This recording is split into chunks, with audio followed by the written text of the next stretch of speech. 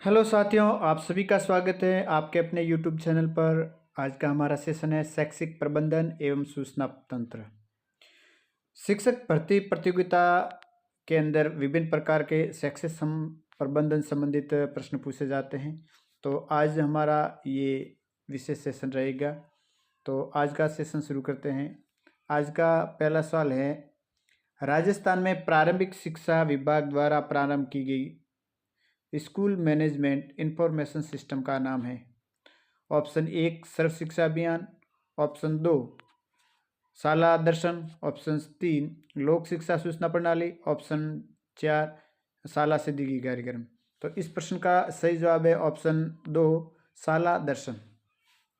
अगला सवाल है, राजस्थान में प्राथमिक शिक्षा के सभी विद्यालयों, छात्रों एवं अध्यापकों के लिए रिकॉर्ड को ट्रैक करने के लिए समस्त सूचनाएं रियल टाइम आधारित ऑनलाइन उपलब्ध कहाँ हैं? ऑप्शन 1 शाला दर्पण पोर्टल पर, ऑप्शन 2 राजनिक इन पर, ऑप्शन 3 CWHN.NIC.in पर और ऑप्शन 4 उक्त सभी पर। तो इस प्रश्न का सही जवाब है ऑप्शन ए शाला दर्शन पोर्टल पर, शाला दर्शन पोर्टल पर। अगला सवाल है, विद्यालय स्तर की विभिन्न सूचनाओं एवं डेटा को एकत्रित किया जाता है। ऑप्शन ए PMIS द्वारा, ऑप्शन 2 EMIS द्वारा, ऑप्शन 3 ESI द्वारा और ऑप्शन 4 MES द्वारा। तो इस प्रश्न का सही जवाब है ऑप्शन 2 EMIS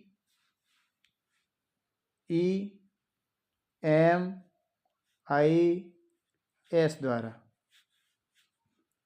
नेक्स्ट सवाल है, सर्व शिक्षा अभियान द्वारा विद्यालय स्तर की सूचनाएं जिस प्रपत्र में एकत्रित की जाती है वह हैं। Option A dice, option 2 mice, option 3 DCF, option 4 spice. तो इस प्रश्न का सही जवाब है ऑप्शन 3 DCF, ऑप्शन 3 DCF। अगला सवाल है, सर्व शिक्षा अभियान में प्रबंध सूचना तंत्र किन स्तरों पर विभाजित होता है? ऑप्शन 1 जिला स्तर, ऑप्शन 2 मंत्रालय स्तर, ऑप्शन 3 राज्य स्तर और ऑप्शन 4 उपरोक्त सभी। तो इस प्रश्न का सही जवाब है ऑप्शन 4 उपरोक्त सभी पर। अगला सवाल है, कंप्यूटर की शिक्षा का अर्थ है, कंप्यूटर शिक्षा का अर्थ क्या है? ऑप्शन ए हार्डवेयर का ज्ञान, ऑप्शन 2 सॉफ्टवेयर का ज्ञान, ऑप्शन 3 दोनों का ज्ञान और ऑप्शन 4 उपरोक्त में से कोई नहीं। तो इस प्रश्न का सही जवाब है ऑप्शन 3 दोनों ही का ज्ञान होना अनिवार्य है। अगला सवाल है, शैक्षिक कंप्यूटर का उपयोग होता है, शैक्षिक कंप्यूटर का उपयोग होता है ऑप्शन ए ईमेल पर, ऑप्शन 2 इंटरनेट पर, ऑप्शन 3 ई-कॉमर्स पर, ऑप्शन 4 उपरोक्त सभी। तो इस प्रश्न का सही जवाब है ऑप्शन 4 उपरोक्त सभी में शैक्षिक कंप्यूटर का उपयोग होता है। अगला सवाल है, शैक्षिक कंप्यूटर का अर्थ होता है ऑप्शन ए परीक्षा में कंप्यूटर का उपयोग, ऑप्शन 2 अनुदेशन प्रस्तुतिकरण में और ऑप्शन 3 शिक्षा कंप्यूटर का उपयोग और ऑप्शन 4 उपरोक्त सभी। तो इस प्रश्न का सही जवाब है ऑप्शन 4 उपरोक्त सभी। अगला सवाल, शैक्षिक कंप्यूटर का कार्य होता है, शैक्षिक कंप्यूटर का क्या कार्य होता है? ऑप्शन ए सूचनाओं को संचित करना, ऑप्शन 2 अंकन करना, ऑप्शन 3 प्रदत्तों का विश्लेषण करना, ऑप्शन 4 उपरोक्त सभी। तो इस प्रश्न का सही जवाब है ऑप्शन 4 उपरोक्त सभी। अगला सवाल है, न्यू इंडस्ट्रियल स्टेट नामक पुस्तक किसकी है? न्यू इंडस्ट्रियल स्टेट नामक पुस्तक किसकी है? ऑप्शन ए Unwin, option 2 BC math, option 3 IK Davis और ऑप्शन 4 प्रोजी के गोलब्रेथ। तो इस प्रश्न का सही जवाब है ऑप्शन 4 प्रोजी के गोलब्रेथ। अगला सवाल, शैक्षिक कंप्यूटर से लाभ होता है। शैक्षिक कंप्यूटर से क्या लाभ होता है? ऑप्शन ए शैक्षिक निर्देशन, ऑप्शन 2 शोध कार्य में, ऑप्शन सी उपचारिक शिक्षण में और ऑप्शन डी उपरोक्त सभी में। तो इस प्रश्न का सही जवाब है ऑप्शन 4 उपरोक्त सभी में। अगला सवाल, शैक्षिक टेक्नोलॉजी का स्थान ले लेती हैं, ये कथन है। ऑप्शन ए सत्य, ऑप्शन 2 असत्य, ऑप्शन 3 अस्पष्ट और ऑप्शन 4 उक्त कोई नहीं। तो इस प्रश्न का सही जवाब है ऑप्शन 2 असत्य। अगला सवाल, कंप्यूटर का उपयोग किया जाता है। ऑप्शन ए शोध संबंधी का जानकारी प्राप्त करने में, ऑप्शन 2 विद्यालयों के कार्य में विभिन्न कार्य हेतु, ऑप्शन 3 छात्रों के शिक्षण कार्य में और ऑप्शन 4। तो इस प्रश्न का सही जवाब है ऑप्शन 4 उपरोक्त सभी में। अगला सवाल है, खुले विद्यालयों या विश्वविद्यालयों की अनुदेशन विद्या है। Option a teleconferencing, option 2 audio व वीडियो कैसेट, ऑप्शन 3 स्वत अनुदेशन सामग्री व रेडियो तथा दूरदर्शन, ऑप्शन 4 उपरोक्त सभी। तो इस प्रश्न का सही जवाब है ऑप्शन 4 उपरोक्त सभी।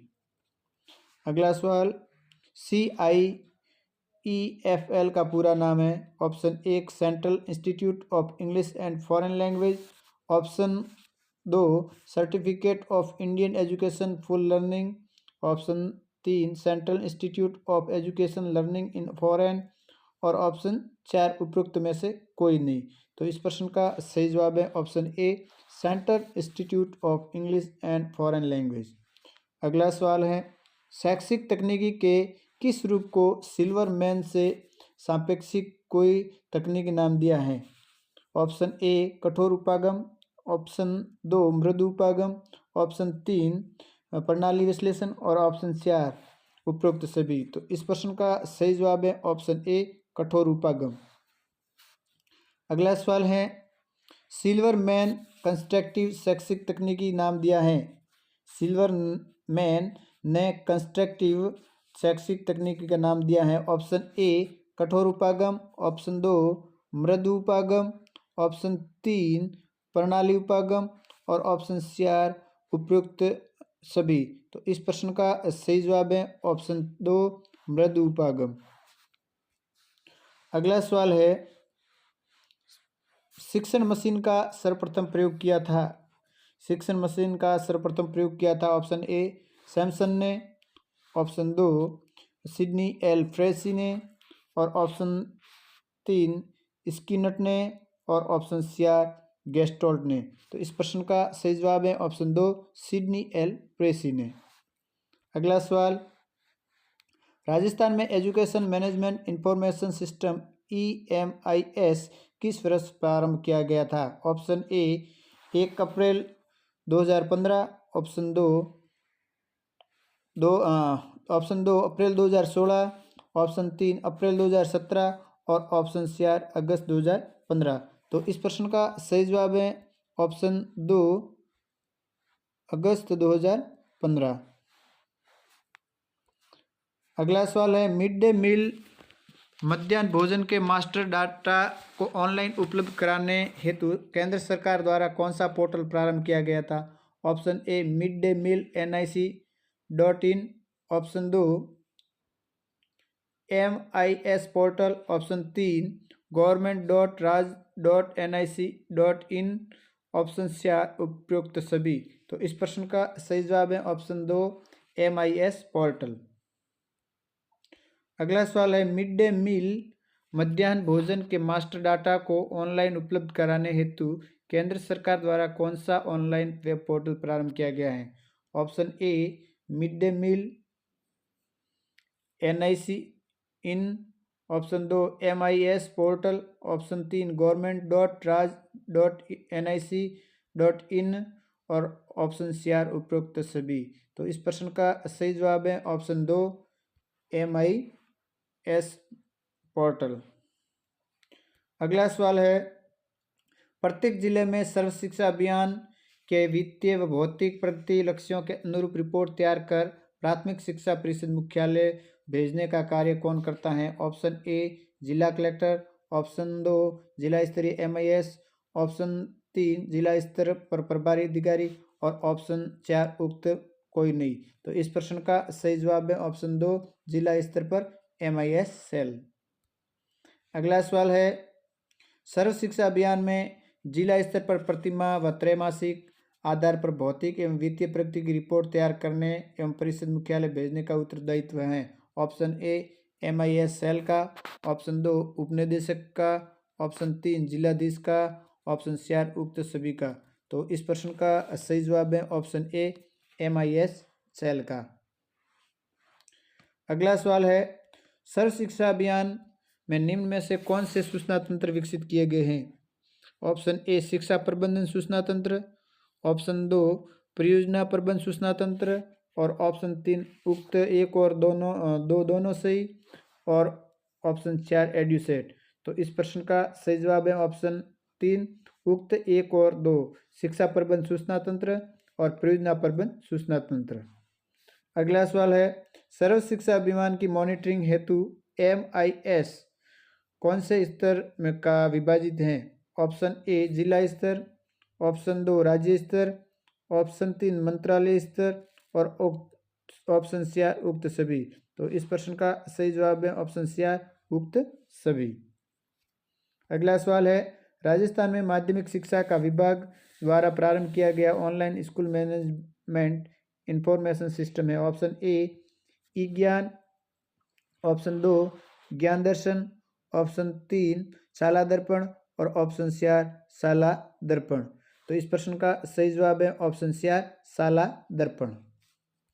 अगला सवाल है, सर्व शिक्षा अभियान में विद्यालय स्तरीय सूचनाएं किस प्रपत्र में एकत्रित की जाती हैं? Option A MISE mice, option 2 DCF, option 3 DISE और ऑप्शन 4 स्पाइस। तो इस प्रश्न का सही जवाब है ऑप्शन 2 DCF।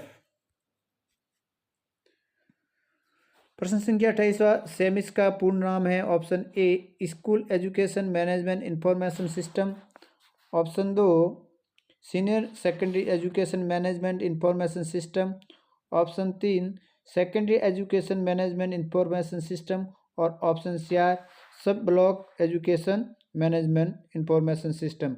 तो इस प्रश्न का सही जवाब है option 3 secondary education management information system.